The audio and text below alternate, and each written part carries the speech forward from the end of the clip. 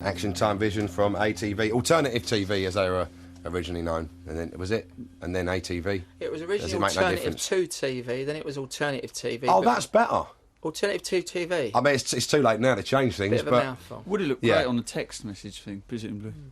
If you'd have been texting there, would have been, you could, abbreviate it very, very well. If only we'd have had text in 1976, we might have not needed punk. For the marketing campaign for the record company, that would have been perfect. But you weren't thinking about marketing campaigns for punk. Hey, let me throw in the... Anyway. Mark was the man behind the first and arguably the best punk fanzine, and also the fine band ATV. And Sniffin Glue, the complete works of the fanzine are out in book form and have been for a few years, but Mark's also compiled a fine CD to go along with it 3 years after the book came out. But, now I'm going to say every now and again, I'm going to go, yeah, but that's punk. It won't always make any sense at all, but I'm just going to go, yeah, well, that's the punk thing to do. No, we just needed an angle to sell the book again. That's what it was. Oh, right. How are we going to resell the book? There's like factories full of the book, warehouses full of this book that Sanctuary didn't sell properly at the time. So we thought we've got to re-promote it. So let's put a CD together so we can re-promote the book. Well, it's probably worked, hasn't it? Because I have heard people talking about it and stuff. Yeah. And I actually didn't get the book when it first came out and just got it recently.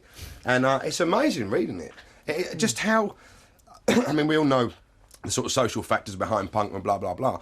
But... just how quickly everything happened, because the magazine wasn't around for very long, and there actually wasn't that much happening. But pretty much, you read through, a review of the latest singles, and I know all of them, and I wasn't around then, and there's just a lot of classic, a lot of sort of passion came together literally within a few months. I mean, that's right. I mean, now it's my book and all that, but I think it's a pretty... I mean, if you want to know about punk, what was happening at the time, it's so easy to look in retrospect and see that as though all these singles are released in the same month. But as you say, if you see Sniffin Glue as almost a diary of the time, you can see how the scene is unfolding. And first our obsession with like the New York scene and the Americans, then I sort of see the Damned and see the Pistols, and I mean, that's happening. I don't think the Pistols are even mentioned till about issue 3. About issue 3, probably. Yeah. I mean, the first UK... Isn't that amazing to have a punk fanzine before even seeing the Pistols? But that was a reality at the time, which people wouldn't understand, obviously, looking back. But that was the time. I think my first UK punk band that I wrote about was Eddie and the Hot Rods. Right. And then the Damned, then the Clash, No, but they weren't to us. Yeah, but we can have the argument of what is punk and what isn't punk. And I'm sure, actually, a lot of people will... although it's a really well thought out compilation, there's a lot of tracks that aren't on every other single. That's what I call Punk Rock This Week compilation. But there are a lot of bands that you like that other people maybe wouldn't be so fond of. Like I know throughout reading Sniffin Glue and the sort of new forward that you've written and everything, that bands like, I'm trying to think of a good example, maybe...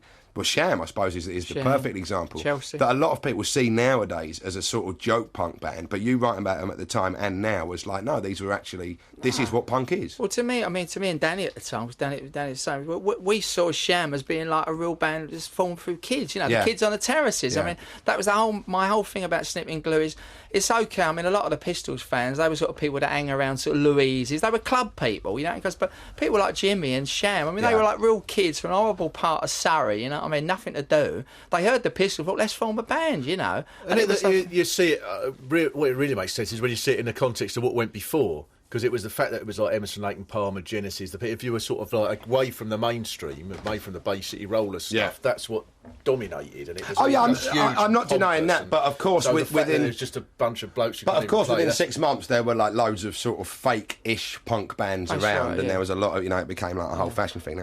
I one day, God, it must have been about 12, 13 years ago. Me and Bill Bailey were going to Brighton, I think, to do a gig. And I'd brought along a punk tape, and I hadn't heard it before, and it was one of like B-sides and rarities and whatever.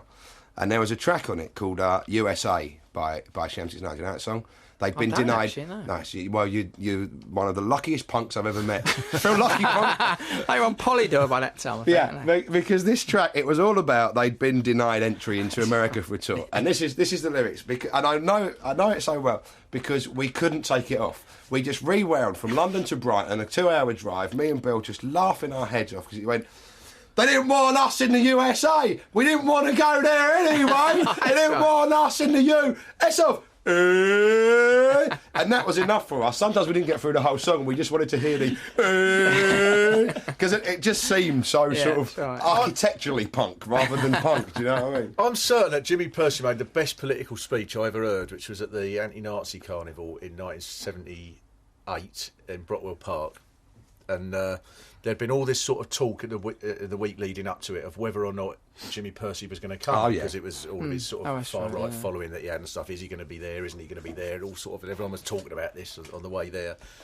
And then suddenly someone announces him, and he walks on, and he says, well, I'm going to miss out one word for obvious reasons, but he said, this is, apart from that, this is his exact speech. He went, "They said I wasn't going to be here. They said I've got no bottle. Well, I'm here!" And then he went. No, he didn't do the gig. Well, no, he wasn't down to play. He was just that was the speech, and then he left. Yeah. No, my Roy Attersley should learn from that. My favourite Jimmy Percy is from one of those. There's loads of documentaries that were made at the time, and they all do actually feel like they're doing the right thing. They're all shot really, really badly, and there's always sound dropping in and out, and they are, like I was going to say, like punk should be. But there's this one of Jimmy Percy on stage. And of course, every time he opens his mouth, every time he goes near the stage, everyone starts beating each other up for no good reason. And again, this was a little bit after that first sort of, you'd hope, thoughtful aggression and whatever that punk was. Suddenly it became just like Herbert's wanting to have a punch got a up. bit nasty. Yeah. So he's on stage and he does this big impassioned, like sometimes he will overact quite a lot. And he just starts going, "Would you stop the fighting? Would you stop the fighting? I'm sick of it. I'm sick of it. Every time I come on stage, everyone's having a fight. I can't handle it anymore. This one's called Borstal Breakout. 1, 2, 3, 4. And of course, there's not a head that remains unbruised within the next 4 seconds. But it's just an amazing thing to go, "We'll do a ballad." Don't go into Borstal Breakout. I want to punch King of the Road when I hear that. Well, I've lined up, but you can choose any track from the compilation. I've lined up. My favourite band were always X-Ray Specs. Well, they really? Yeah. I didn't like them at all, actually. In fact, I only put this on because I had my arm twisted. Okay, then. No, it's my favourite song. I think for me, they would. Honestly, I think they were the first punk band I saw on television because I lived in Wiltshire. I was a little kid. I wasn't allowed up late when those sort of whatever programmes would be on. And you never saw the Pistols. I didn't see the Pistols for years after. What show did you see X-Ray Specs on? They were on one of those whatever, something else. Something. It was probably something else. The Peter Cook programme. Oh, right, yeah. But I remember the first time I saw him, I can't remember what the song was, but I just thought, wow, this is what it's all about. I'd read about it in the News of the World weekly, and the Sun every day, and this, this horror that's going to bring down our country. And it was really, I was 10 years old, but it was, God, it was apocalyptic, and it did feel like it. And then suddenly, and I think that's why they're my favourite band at the time. But they were on top of the pops, weren't they? X-Ray Specs were in top of the pops quite early. You choose a track, Mark, and we'll play that. Well, I reckon we should have the Cortinas. Fascist Dictator. Which track's that? Because they never get played. It's track number... I can find it. Yeah, they never 16. Get played. Weren't they signed to your label as well, mate? That's right. Give us some royalties. Let me just get this ready. So this is 16. the Cortinas with... you know what? It's not working. It was working for X-Ray Specs, but it came up error. Actually, this is a love song. Okay. This is a love song. Let me see if this is... It might not happen. We might have to discuss the song and tell you what it would have sounded like. It is Fascist Dictator. The Cortinas with Fascist Dictator from... what's it just called? Sniffin Glue, the album, I suppose. It says the Essential Punk Accessory. The Essential Punk Accessory, which sometimes was on the magazine as well, wasn't it? It was on the book. Oh, I don't think it was on. Right, okay. Yeah. Okay. The magazine is so great, and I really do. Some people who've got punk compilations will have some of these tracks. There's stuff that I suppose you have to have on. You have to have on White Riot, for example, or it's not really a punk compilation. But it's really lovely reading you at the time as like a 19, 20-year-old boy. Just how passionate you are about. Wow, White Riot's out. You got to hear this Clash single. This is the greatest thing that's ever happened in my life. And it really is. I mean, the writing is very juvenile and very impassioned, and sometimes I'm sure you look back and go completely wrong, and I can see these people have completely sold out and lied to me and whatever. But that's sort of that's the punk thing. But that is part of the thrill of it, isn't it? Yeah. It's about that energy that I felt at the time, that inspiration. I mean, when I first saw my first punk band, the Ramones. Proper first punk band, July 76. I was working at a bank. I was working as a bank clerk. And then suddenly, within a couple of months, I sort of transformed my life. I mean, that's what punk was about to be. It's like reinventing yourself. Listen to this. Have you ever read this book? You must have done something beginning with I saw that, yeah. It's a good book. It's a really good book. It's basically just a sort of polemic It's very short. It's almost a pamphlet. Yeah. Just about sort of mod lifestyles and cool things that have happened to this bloke along the way. And there's a little bit about you, and it says, maybe more than anyone, Mark Perry personified punk rock. It was all about changing chants. And I think that was true, that you did. When you formed the band, they suddenly became something very different from what they'd started. That's right. And you left Sniffin Glue quite early on. And I'm skint. Yeah, exactly. All about I've got no money. I've got no money. Give us a job. Whereas Danny Baker, who took over the magazine from you, basically, didn't he? You can really sense, I mean, what a skilled writer he was then. Oh, yeah, definitely. Even as a kid, and I assume that's the first thing he'd ever written. Yeah, but Danny had it, didn't he? He had a certain style about him. He never looked like a punk. He always looked like a young David Essex. That's what Danny wanted to look like, basically, David Essex. Yeah, he wasn't so big. He wasn't as broad as he is now, is he? And God bless But you Dan, couldn't fault his writing. I mean, it was superb. Yeah, stuff, no, it really is, and it was good stuff. It's a very good summation of, because by that period, by the time he was writing, punk had become just a sort of, dye your hair black. You did a song about it, didn't you? About don't your bin bags and but my first single, How Much Longer, was knocking it. How much longer are you going to dye your hair? You know, Nazi armbands and all that. It was just like saying, why, we sort of dressing like the same old thing, you know what I mean? Be a hippie, grow your hair long, be a punk, cut your hair. I mean, I've never liked to sort of conform to anyone's idea of what I'm supposed to be or stereotypes. I can do it here. I can do it here. And that's exactly the punk thing to do. You see? I knew it would come in handy somewhere. Nice. Anyway, this one's for whoever's getting married today. I wanted to obviously play some more tracks from the album. And I always had a fascination with those punk bands from out of town, not just the Buzzcocks, but people like Penetration. And I particularly was very fond of the adverts, because it seemed to me that even though you were growing up in council estates and life was particularly dull in Deptford or wherever you live, that it was much worse in Torquay or wherever. You could still go up the West End if you lived in London. Yeah, exactly. Can you imagine? Were they from Torquay, the adverts? Down that way, Devon, near Torquay. Somewhere down there. On the farm somewhere. Chewing grass. And they were such a fine band. And anyway, this is the adverts with One Called Wonders. The adverts, that was probably their first single, wasn't it? One Called Wonders? I don't know, but it's a great record. Yeah, I think so, yeah. Nonetheless. Could you really see it happening all over the country? I mean, were you aware of how quickly, virtually all those bands, the adverts specifically, and the Buzzcocks and Adamant, who was in Bazooka Joe and everything, all those bands do say, yeah, we saw the Pistols once, and that was it the next day. Yeah, I mean, it's like when they played Manchester, all the people there, like Morrissey was there, when the Buzzers were there, there's a lot of other people there. I'm sure when they did the Anarchy tour, although they didn't play all the gigs, did they? It must have turned a lot of people on, and caused the Grundy incident as well. I always say, what better way to turn people onto a music than a band getting on television and swearing? Causing a bit of a ruckus, because everyone wants to jump on the bandwagon. I mean, I'm not being all rose-tinted spectacles, but that wouldn't happen now. No one would be offended. No, it's a shame, really, isn't it? Yeah, you actually. I mean, 70s. Maybe that's the worst thing that happened about punk, is that you can't shock anymore, and sometimes you do need to. That's right. Wasn't it that it was still the sort of society was still run by the wartime generation, if you like? It was still black and white society, wasn't it? The personalities were still Harold Wilson, all that, like the old Labour mob. It was very black and white. It was suits and bowler hats still. That was the Englishman and all that. And punk come along, like glam. It was colourful. It was like loud. It was noisy, In a way, it helped. I think it helped create punk that there was a Labour government in a sense, because there was no. It's sort of like they're all Labour. The government at the time was such establishment figures, like Callaghan and people like that. You wouldn't, if you were sort of looking to rebel in some way, you wouldn't look to these figures at all. They just look so establishment. These you need something to react against, don't you? Yeah. Galton and Simpson did an interview this week saying that the reason. One of the reasons, and I may be paraphrasing what they meant, but they were saying the reasons that there aren't those sort of social sitcoms like they were writing, like Steptoe and everything, is that there is no reaction between the political parties at the moment. If there's no friction, you can't write about friction, basically, which I think is probably quite telling in the charts at the moment. In that, everything. In fact, in many ways, it's very like 76 and 77. I know people want to think it was the Pistols at #1 every week, but it was Boney M and Shawaddy Waddy ruled the charts of 1977. Rod Stewart's Sailing, I think, was #1. I mean, all of that stuff, and that stuff is no better. Often it's the same cover versions that are in the charts at the moment. Yeah. What do you feel this, Mark? Because I was thinking like the impact of the Clash was enormous in giving punk a direction to the rage, if you like, because it was almost like a not entirely directionless rage, but it was sort of, we know we're angry, but we don't really care what it's about or what we're going to replace it with or whatever. And the Clash and Rock Against Racism, I think, made a huge impact, didn't it, in turning it into a sort of positive direction, didn't it, do you reckon?